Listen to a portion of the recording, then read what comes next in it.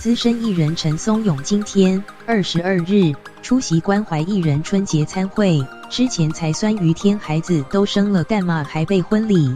被记者问到近日正夯的3600红包事件，陈松勇突然暴怒：“你们很奇怪，这关我什么事？”而于天今天也预定会出席餐会，被问到是不是会恭喜于天，陈再度暴怒：“我为什么要恭喜？跟我有什么关系？我们又没再来往的，恭喜什么？恭喜习近平啦！”于天去年底与媒体参叙时聊到，陈松勇曾对资深演员素珠阿姨不礼貌，当时让陈松勇非常不满，两人疑似因此种下心结。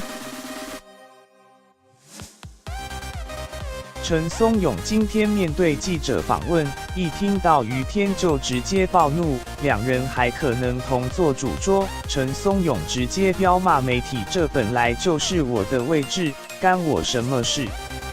我们又没有往来，他会来跟我什么关系？他来我要走吗？”跳针回应其他问题：“你们很奇怪，这关我什么事？”骂了许久仍止不住火气，即使媒体问他最近状况，他干脆转头拒绝受访，现场气氛非常尴尬。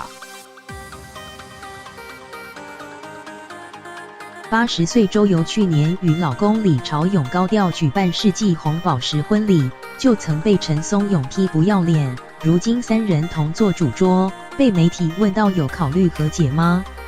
周游说刚看到他在发飙，谅解他吧，也被陈松勇突如其来的怒火吓了一跳。